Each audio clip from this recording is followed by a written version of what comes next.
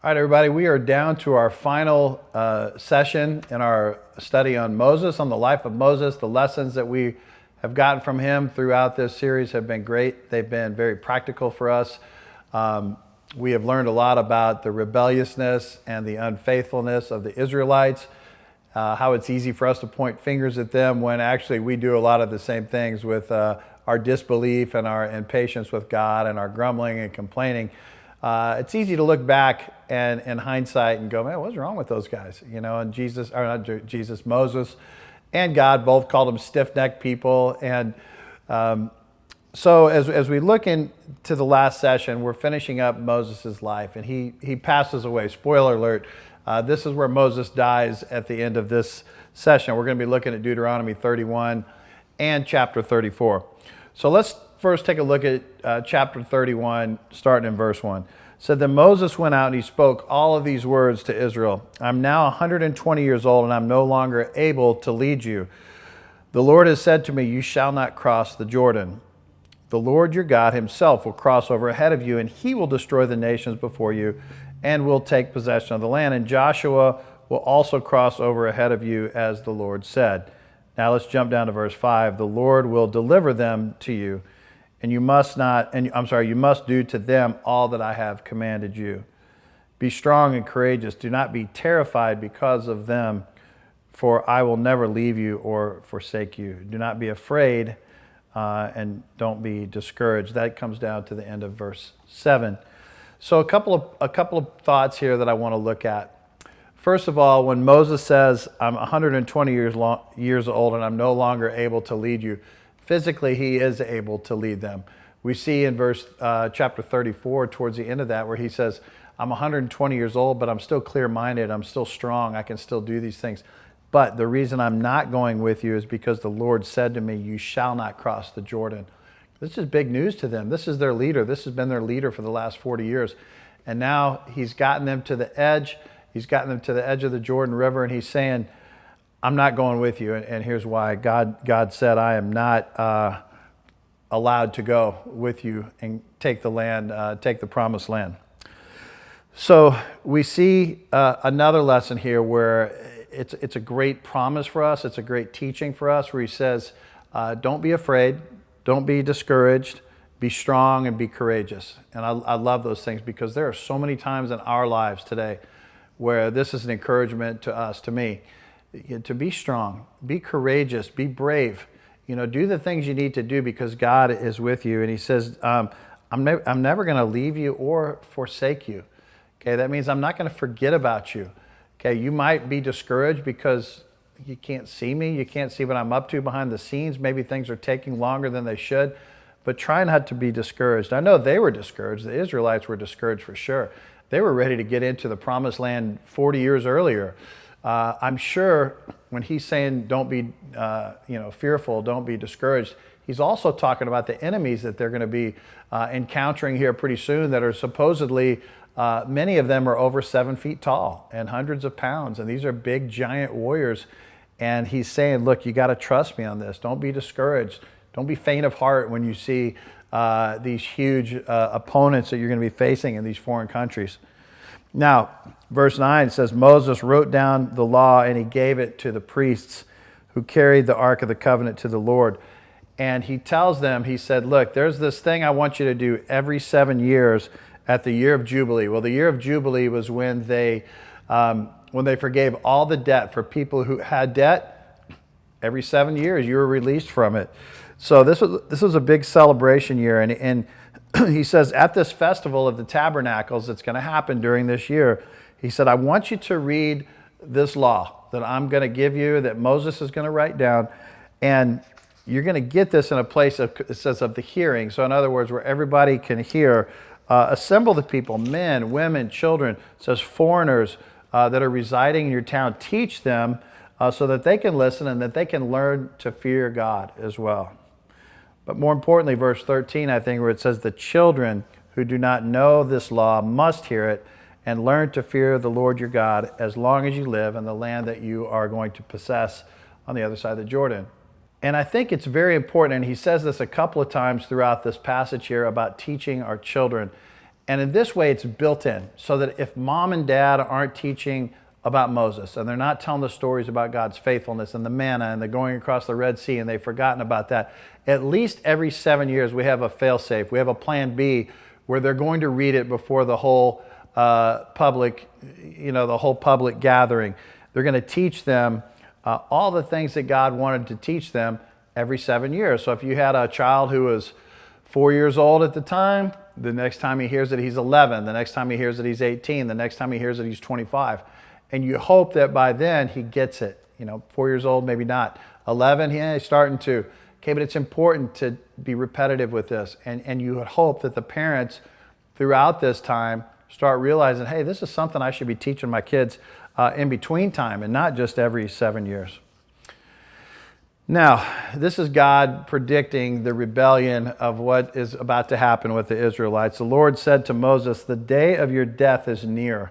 Call Joshua and present yourselves at the tent of meeting where I will commission him." So the Lord appeared outside this tent. It says he came in a column of cloud, and this is what he said to Moses: "You're going to rest with your ancestors." This is verse 16. "And these people will soon prostitute themselves to the foreign gods of the land they are entering. They will forsake me and break the covenant I made with them." He goes on to say, "I will become angry. I'm going to destroy them with disasters and calamities. And you're going to say, 'Have not these disasters come upon us because our God is not with us?' And I will certainly hide my face in that day because of all their wickedness and turning to other gods." So I think we are all in agreement that God is completely justified in the punishment that he's going to bring on these people. Now the difference is that this time Moses is not, he's not going to the mat for them, so to speak. He's not going to go pray for them on behalf of, the people of Israel. Moses is on his last leg, so to speak. He knows his time is coming to an end. And he lets this go. He doesn't beg for mercy anymore because he knows that God has made up his mind in this situation. And it goes on to talk more about this in verse 19. And I think this is actually kind of funny that God tells them this. I'm going to read this to you. "Now write down this song and teach it to the Israelites and have them sing it so it may be a witness for me against them. When I've brought them into this land flowing with milk and honey, the land I promised on an oath to their ancestors that they would thrive," and all that stuff. Verse 21, "And when many disasters and calamities come upon them, this song will testify against them." Okay, now if you just break that down to what it is, it's this. God is giving the words to a song to Moses. Moses is to teach it to the Israelites. And the whole gist of the song is when your life starts becoming terrible and all kinds of bad things are happening to you, here's why. So it's like probably one of the original blues songs that you'll see. And it's just basically to remind them, hey, when things are going bad, God is saying, look, here's the song that's going to explain all of that. Kind of funny. Now, the death of Moses, chapter 34. Moses climbs Mount Nebo from the plains of the Moab, it says. God wants to show him the promised land. He gets him up on top, and it says, even in today's terms, I looked it up on this Wikipedia thing, from the top of Mount Nebo, you can see Jericho, you can see Jerusalem on a clear day, and you can see all of these lands that he talks about in verses 2, 3, and 4 that are going to be granted to the Israelites when they start taking and they start winning battles. So God's gracious here, and I want you to understand that God didn't have to do this for Moses. He didn't have to show it to him, but after 40 years of being faithful, God gives him this little bone, so to speak.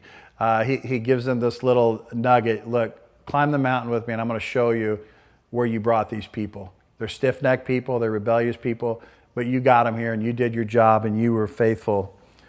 Now, it says Moses, verse 7, was 120 years old when he died, yet his eyes were not weak or his strength gone. And the Israelites grieved for Moses on the plain of Moab for 30 days until the time of weeping and mourning was over. Now Joshua, the son of Nun, it's the same Joshua that's been with him all along. He was one of the good spies. Remember the 10 bad spies that went in? 10 were bad and 2 were good? Well, he came back and gave a report, said, just completely trusting God, we can take this land. And he was one of Moses' servants in his house, it said, when he was younger. He was always there with Moses and for Moses. So he was given the position of successor to Moses. It says, now Joshua, son of Nun, was filled with the Spirit. Okay, when God commissioned him, he filled him with the Spirit of wisdom, because Moses had laid his hands on him. So Moses, with the power of God, gives this amazing, incredible wisdom to Joshua, and he is going to need it as he's dividing up territories and as he's leading people into battle and all those things. It says, so the Israelites listened to him, and they did what the Lord had commanded Moses.